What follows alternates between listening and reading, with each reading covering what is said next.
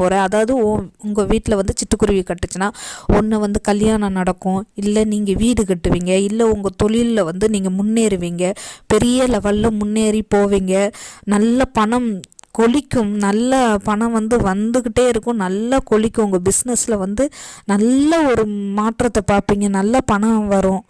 குடும்பத்தில் வந்து நிறைய பிரச்சனைகள் இருந்தால் பிரச்சனைகள் தீரும், சந்தோஷம் கிடைக்கும், பொருளாதார நிலைமையில் வந்து நம்மளுக்கு முன்னேறுவோம். இந்த மாதிரி விஷயங்கள்லாம் நடக்கும். இந்த சிட்டுக்குருவி வந்து வீட்டுக்கு வந்தாலே அவ்வளோ ஒரு நல்ல வைப்ரேஷன், குட் வைப்ரேஷன் வீட்டில் இருந்தால் தான் அது வரும்.